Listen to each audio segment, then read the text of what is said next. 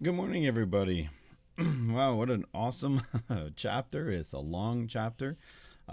We have now, well, yesterday we talked about the woman with the issue of blood, and we touched base on what it's that she was able to, well, she heard the word of Jesus, she heard about the miracles, and then she pictured it, and she really thought to herself, and she was able to see it, that if she just touched his hem, that she would be healed.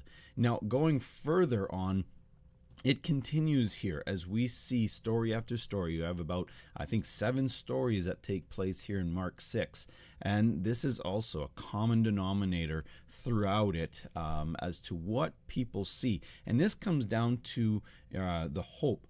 So if you think about it, hope, the definition of hope, is a positive imagination of something that you think may happen. And so in order for faith to even apply, you have to be able to see it. Now, fear is the opposite of hope. It's a negative imagination of something you think may happen. It may never happen, but fear is the imagination of something negative, that something may happen. And faith cannot apply to fear.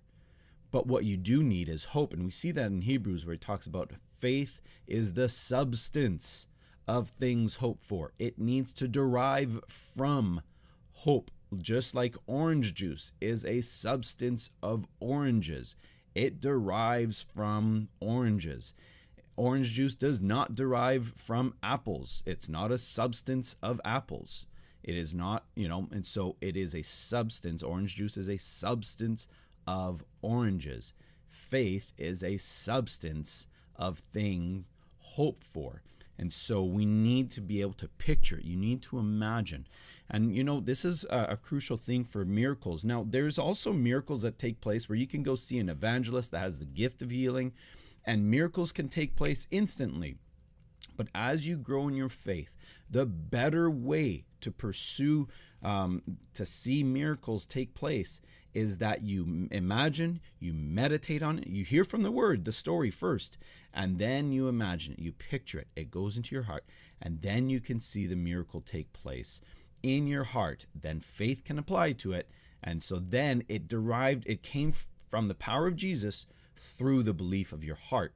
And so that way you don't have to chase or wait till the next evangelist comes to town for a miracle. It can come through the belief of the word from your heart. This is the way that God wants us to learn to see miracles and to experience miracles. And so not so much pursuing, those that have the gift of healing, which do take place, and they have its place in the church, because people, this is a testimony to God's compassion and his love and his power. But then for all of us to continue growing, it's for us to really apply, to picture it in our hearts, for that to set into our hearts and for us to believe. So let's get into the stories here.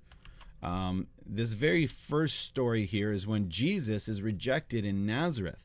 So then he came out from there. This is the previous story from the previous chapter, from his own, and came to his own country. This is Nazareth. And his disciples followed him. And when the Sabbath had come, he began to teach in the synagogue, and many were hearing him, and they were astonished. And so they loved what they were saying. And what wisdom is this which is given to him, that such mighty works are performed by his hands? Is this not the carpenter, like the son of Mary, the brother of James, Joseph, Judas, and Simon? Are not his sisters here with us? And so they were offended at him. And so here we see that they had a problem about picturing Jesus, the guy they know, doing these miracles. And how does he have this kind of... Now, they were astonished at it. They're like, whoa, where did he get it from? What's with his brothers? How come they don't got it? How come he's got it? And so the picture, they couldn't see him producing this. And this is, we have a book. I said The Spirit of Familiarity. It's not called The Spirit. It's called Avoiding the Pitfalls of Familiarity. Is a book by Mark T. Barclay. I put that in the description. it's a really good book, because familiarity, like it says, the common sentence, it breeds contempt. But what it does is it makes us take things for granted. They were taking for granted that this is the Jesus that they always knew. And it also leads to a disrespect, a lack of respect. And so they were struggling with this familiarity. And so they just couldn't see him. And that's why Jesus says a prophet is not without honor except in his own country, among his own relatives, and his own house. And now he could not do mighty works there except for a few, except that he laid his hands on a few sick people and they healed them. But these people marveled. Jesus marveled because of their unbelief. Then he went about in the villages in a circuit teaching. See, this was because they just couldn't picture it. They couldn't see it. What they saw was the regular old Jesus that they always saw. So then Jesus calls out the 12 to go and do some ministry. So he called the 12. He began to send them out 2 by 2 and gave them the power over clean spirits. He commanded them to take nothing for the journey except for a staff, no bag, no bread, no copper in the money belts, but to wear sandals. So sandals were important. Don't walk, barefooted on the stones, and not to put on 2 tunics. And here, this is really about, just go. If God calls you to do ministry, if Jesus calls you to go, just do it. If he's calling you to something, don't wait till everything's perfect, until you have everything. But even at that, believe that God is our provider and that he'll take care of you. In fact, in 10, he said to them, in whatever places you enter a house, stay there until you depart from that place. And this is really touching base on the fact that if you're doing ministry, if you're going out to do something and somebody wants to bless you because of that, I know so many people, they've earned all their money to go out on ministry, and so they've got everything. And if somebody wants to bless them, oh, no, don't. I've taken care of it. Well, Jesus is saying if there's any time to take advantage of somebody who wants to bless you, it's while you're doing ministry. Don't feel like you're your own provider. Jesus, God is our provider. He is Jehovah Jireh. So it's okay to receive blessings from people when you go out.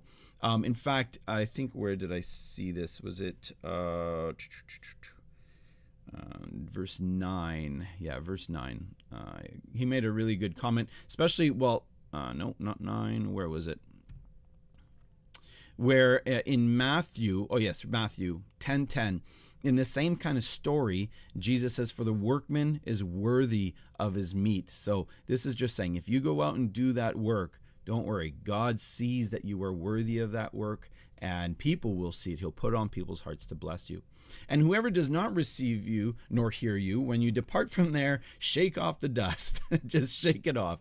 Of course, I can start singing here, but I'm not. I'm going to spare you of that sound. But we had seen that earlier in Matthew also. But Jesus really, he's saying here, it will be more tolerable for Sodom and Gomorrah in the day of judgment than for that city. Jesus doesn't tolerate persecution of his servants. But he's saying, if they don't receive you, just shake it off, go to the next place, and keep going. But if somebody does receive you, that's okay to take advantage of that blessing that they want to give you, because God put it on their hearts, and so don't worry about it. And they cast out many demons and anointed with oil many who were sick, and they healed them. And so the disciples saw incredible miracles. They went out and did the work, and Jesus gave them the authority. Remember, Mark is about Jesus having this authority. He gave this authority to the disciples to do this. And so then the disciples really had to be able to see themselves do it, and they were able to do that. Now, John the Baptist beheaded. This is interesting because this takes place, what he's talking about, John the Baptist being beheaded, had taken place already. It's already happened. He's just telling the story. But we know this because here, John the Baptist is, Now King Herod heard of Jesus, for his name had become well known. He said, John the Baptist is risen from the dead, and therefore these powers are at work in him. And so obviously John the Baptist is already, I know Josephus states that John the Baptist was beheaded after his crucifixion, but I'm going to put more weight in what takes place here in Mark. For Herod to say, wow, did he raise from the dead? Because we see Jesus and his work. I put more weight in the word than what Josephus says. Another said, it is Elijah. Another said it's a prophet or like one of the prophets. But when Herod heard, he said, this is John, whom I beheaded, and he has been raised from the dead. For Herod himself had sent out and laid hold of John. So then they talk about the story, because John had said to Herod, okay, so what had taken place is Herodias, his wife, was married to Herod's brother, Philip. And so now she, obviously wanting more power, divorced her husband and went for her brother-in-law. And because he had more power, this would give her more power. She was hungry for power, obviously, so then John the Baptist corrected them. She didn't like that because that was a threat to her being Herod's wife. So she wanted to kill him. But for Herod feared John, knowing that he was just and a holy man, and he protected him. And when he heard him, he did many things, and he heard him gladly. So Herod loved John the Baptist. He loved what he was saying. He didn't like the fact that he corrected him, but it seemed like he actually liked what he was saying. And Herod was Jewish, and so that's why John the Baptist went to correct him, because he was against the Levitical law of marrying your brother's wife while he's still alive. And so he went to correct that. But she, on the other hand, what did she see? She saw an opportunity. She saw red. She wanted John the Baptist dead. She didn't care about him, so she took advantage of the fact that Herod had an eye for her daughter, or his niece, his brother's daughter. And so when she danced, which was obviously a very sensual dance, he was aroused by that. And what did he do? He promised an oath up to half his kingdom. Obviously, he wasn't thinking straight. So then, but instead of half the kingdom, she goes to her mom, and her mom can only see that she wanted him dead, wanted John the Baptist dead. And so that's what they did. Now we can see who wears the pants in this marriage. It was obviously that she did a lot of the things, and she called for a lot of things, and she tried to manipulate a lot of things. And so she did so. She used her daughter, and she used also Herod. Maybe she didn't like the fact that Herod had an eye for her daughter, but she used it to her advantage, so that she can get rid of John the Baptist, because John the Baptist was threatening her very position that she was in. And so she didn't like that. So they got him killed. She got him killed. Imagine that. The daughter. She could have asked for anything she wanted, but what she asked for was what her mom wanted. She obviously had a bad relationship with her mom also. She just wanted to please her. She went and got this beheaded. I mean, maybe she liked the fact that now they were living in the palace instead of with, Philip. And so maybe it was just a thing. But whatever it is, to see this, unfortunately, the decision that they made, they're going to see this for eternity, the decision they made. All right, so let's keep going. Feeding the 5,000, we do see that there's two situations that take place with feeding a multitude, where Jesus feeds the 5,000, and later we see also in Mark, he feeds the 4,000. And so this is an interesting part on what took place ahead of this when he sent out the 12. So then the apostles gathered to Jesus and told him all the things. So they just came back from everything, all the miracles that they saw, and they told Jesus what had taken place and what they had done and what they had taught. And so he said to them, okay, come aside by yourselves to a deserted place. Come and rest for a while, for they did not even have time to eat. So they departed to a deserted place in the boat by themselves. But the multitudes saw them departing, and many knew him and ran there on foot from all the cities. They arrived there before they can come together to him. And Jesus, when he came out, he saw the great multitude. So they didn't even have time to rest. But he saw the multitude. He was moved with compassion for them, because they were like sheep not having a shepherd. And this is so true. They've now, God has not talked or done. There was no communication. There was no direction from God for 400 years. And so there was they were thirsty. They were hungry for anything. They're not getting along with the religious. They're being, told by the Pharisees what to do, but we see that the Pharisees aren't even doing it themselves. And so there's this, animosity there. They're also with the Romans. There's this animosity there, and they just want somebody to save them. And so now, after 400 years of not hearing anything from God, here's this guy with miracles take place. There's this refreshing, this renewal, and people are starting to see what's taking place. And so they're like a sheep without having a shepherd. And so they're flocking to him. Is he the Savior? Is he the one that's coming for us? Is he the one that's going to take over the Romans? And so, they're absolutely hungry. Now, when the day was now far spent, his disciples came to him and said, "This is a deserted place, and already the hour is late. Send them away that they may go into the surrounding country and villages to buy themselves bread, for they have nothing to eat." Now, Jesus told them, go out and minister, and God, don't even bring bread. God's going to provide. And so Jesus just told them this. They came back. They were hungry. They were still thinking in the natural, even though Jesus told them, hey, believe, have faith. God will provide.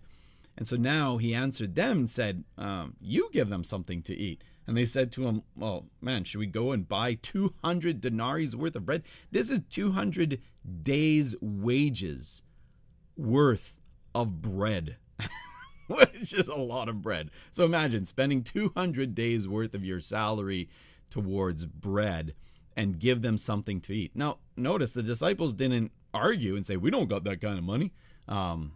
In fact, they're the ones that suggested, should we go buy 200 days worth of bread and give them something to eat? But he said, how many loaves do you have? Go and see. And they found 5 loaves and 2 fish. Then he commanded them to make all sit down into groups. And then, look at this. And when he had taken the 5 loaves and the 2 fish, he looked up to heaven. Here, Jesus takes his eyes off the natural, and he looks at God's provision, and he puts his eyes on God's provision, that he's able to do it. He looked in the spiritual, and he was able to see the multiplication of the bread. He blessed and broke the loaves and gave them to his disciples to set before them, and the 2 fish, and divided among them all. And so then these disciples went, and they were able to, they also gave out in faith, because they kept on giving and giving.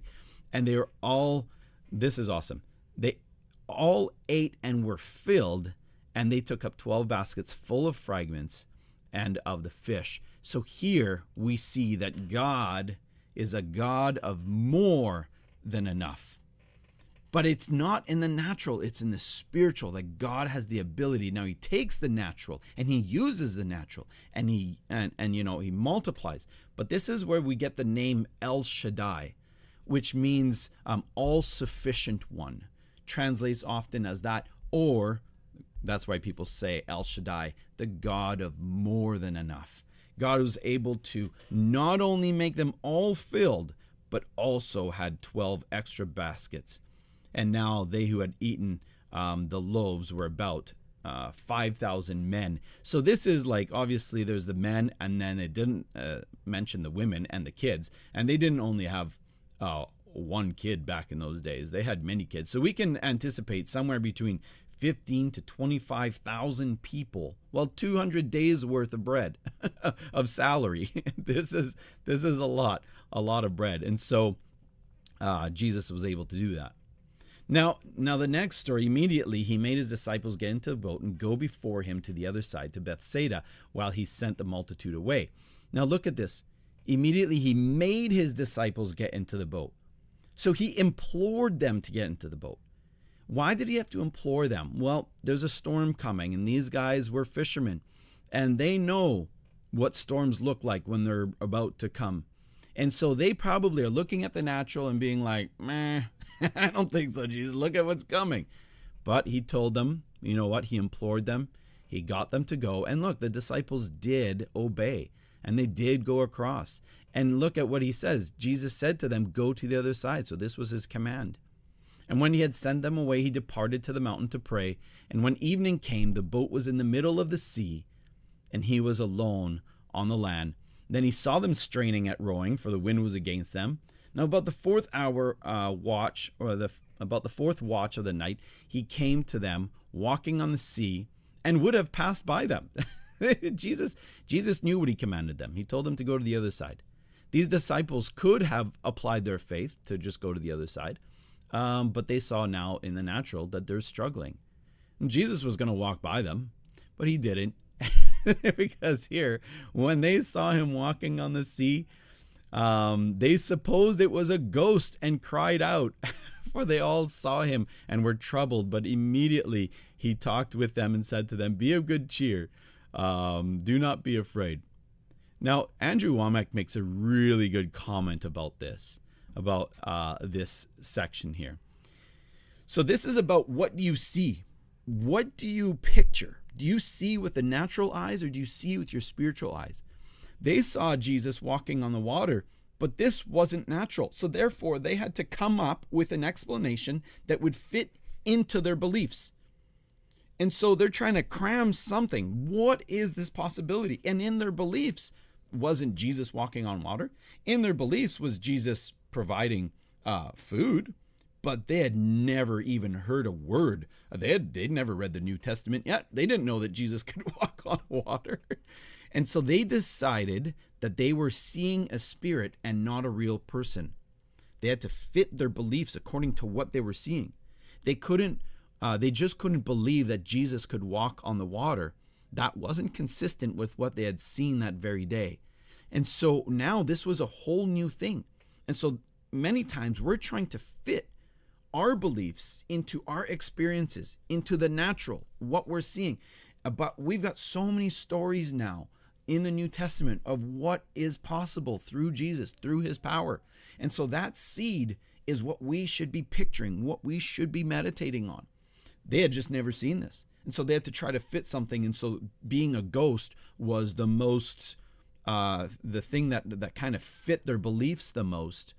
And so that's what they thought. Is it a ghost? And Jesus said, "No, it's me." Now, this is the same place where Peter walked on the water. This is the same story, but Mark doesn't make mention of that. But then, so he told them, "Don't be afraid." And he said, "It's him." And then he went up into the boat and the wind ceased. And they were greatly amazed in themselves beyond measure and marveled, for they had not understood about the loaves because their heart was hardened. So their eyes, even though Jesus looked up when he with the bread, he looked up and he looked in the spiritual, they didn't have this understanding yet. They still looked at the natural. And so yes, Jesus multiplied that bread and the fish, but now this was another situation. They're still looking in the natural. They didn't understand about looking at the spiritual, and that Jesus commanded them to go. They could have gone in faith. And so this was why their hearts were still hardened. And let's just look at this really quickly. Being shocked to see a miracle of the Lord, even Jesus walking on the water, is a sign of a hardened heart. We should always be blessed by the miraculous power, but not surprised or shocked. That means we've been meditating on the things of the world more than on the things of God. When we are in faith, all things are possible. What we consider, our hearts become sensitive to, but what we fail to consider, our hearts become hardened to. And this is also the way this is how our hearts work. And so what we consider, our hearts become sensitive to. Do you consider you being healed? Do you picture yourself being healed? Do you see yourself being healed? And so then let's just finish off. I'm kind of going over time, but I love this part of the last part here of this story. So then they cross, and now they get to Gennesaret. And I love this area because this is where that demoniac is that we just saw in yesterday when we talked about in Mark 5 that Jesus healed the demoniac. And then the people marveled, and the swine went, and they were filled with the demons. And then the guy wanted to join Jesus, but Jesus said, "No, you go and tell the people and tell them about my compassion." So now when he came across the sea, immediately the people recognized him. They ran through the whole surrounding region, began to carry about on those beds those who were sick to wherever they heard he was. And wherever he entered into villages, cities, and the country, they laid the sick in the marketplace, and they begged him that he might just touch the hem of his garment. So here, they probably were like, "Man, we were stupid to send him away. So now that he's here, take advantage of it. Go get everybody, bring them out." And so they brought everybody. They heard the miracle. Now they pictured it, and I bet you they pictured that if he comes back, get everybody, because we're going to heal everybody we can. And so that's what they pictured. As soon as they arrived, they went and got everybody. But not only that, look at this. They must have heard about the girl with the issue of blood, because they took that story, they heard it, they meditated on it, they could see it in their minds so much that they now said within their own hearts, and they begged him that they might just touch the hem of his garment. That story must have gotten to them. Maybe she's even from there. Maybe she's a cousin to somebody that's in Gennesaret. And so now they were able to see it, and they were able to believe it. This is different from Nazareth, where they were familiar with him, and as many as touched him were made well. This is absolutely huge, guys. What you imagine. Bring hope into your thoughts. Think of the positive things. If it's based on the word, on one of his promises, you can hope for it, and you can imagine it, and you can picture it. Faith is the substance of things hoped for. It cannot apply to fear. Faith can only apply to positive imagination of hope of what Jesus is able to do through the stories, and then his power can go through and we can see the miracles. So guys, watch what you're thinking about. Watch what you meditate on. Don't meditate on what maybe John the Baptist might be threatening you like that woman did, or on fears, because faith cannot apply. But think about the stories, just like in Gennesaret, where they had kicked him out. Now they kind of, I think they were, wanting to change their ways. And they're like, no, we shouldn't do that anymore. And they pictured him healing and touching the hem of his garment, just like the lady with the issue of blood. And so, guys, watch what you're thinking about. Watch what you're meditating on. Spend time to picture your healing. Spend time to picture your friend being healed. And then go and talk about it. Tell the stories. Share the stories so that others can also picture. All right, guys, be a blessing out there. Watch what you meditate on. Picture what you want to see. And always stay filled up. God bless.